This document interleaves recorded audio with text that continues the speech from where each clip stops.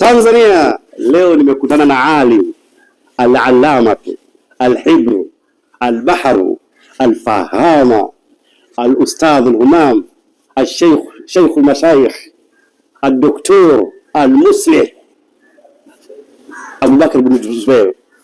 Huyu ndo mufti wa Tanzania. Tanzania, mufti wa Tanzania. Yani hakuna aliyekuwa juu ya huyu katika Uislamu hapa Tanzania. Hakuna shekhe, hakuna ustadhi, hakuna mahalim.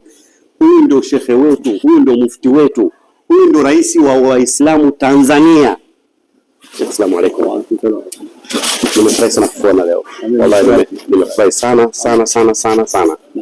Kwa sababu kuniita mtu kama wewe huko nilikokuwa mimi nilikuja natetemeka. Kaniita rais wa Waislamu Tanzania. Alhamdulillah.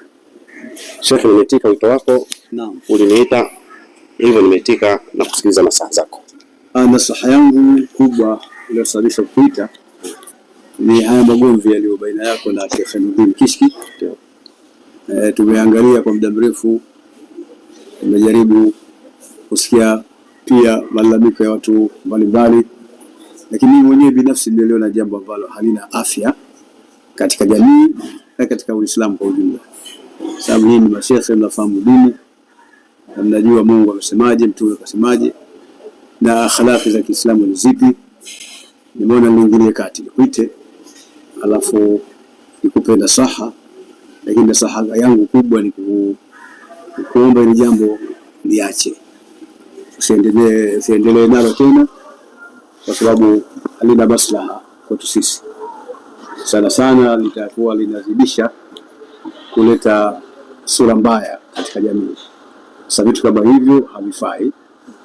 Tunaona tuite kijana wetu kuambia kwamba jambo hili liache kabisa, halina faida yote wala halina sura yote.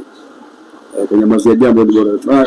Kama msemo unazoni makulu amri yusata'u bihi al-jahr, si kila jambo inawezekana kuliweka wazi. Kuna mambo unajua huyajui, utakiwa kuyasema, utakiwa kunyamaza. Katika kunyamaza ni bora. Al-nutqu zainun was-sukutu salam. Kwa hiyo hakuna haja ya kuhangaika na vitu kama hivi, na katika hali yetu ya maisha yetu katika nchi ya Tanzania tunahitaji zaidi ni amani, lakini tunahitaji utulivu, na hayo yote yanakuja itakapokuwa watu wana mshikamano na wana umoja, na hilo ndio ambalo tunalingania kila siku, kwamba tuwe na umoja na tuwe na mshikamano, na pia kuwafanya mashekhe wasiwe na magombano, waelewane, na kama kuna lazim kuzungumza, basi iwe ni katika meza, ni meza ya suluhu, kisha watu wanakaa wanasikilizana, wanaambizana, wanaambiana, na sio lazima vitoke katika vyombo vya habari, kisha watu wanamaliza mambo yanakuwa yamekwisha. Kwa hiyo nasaha yangu kuita Tanga hapa ni kwa ajili ya kutafuta nasaha kwamba hili jambo sasa halina afya, liache moja kwa moja, endelea na shughuli zako nyingine za kawaida.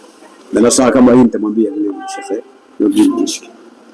Naam, Nashukuru sana na kuahidi mufti, naam, sitarudia inshallah. Wewe ni shekhe wangu, ni mwalimu wangu, kiongozi wangu katika dini.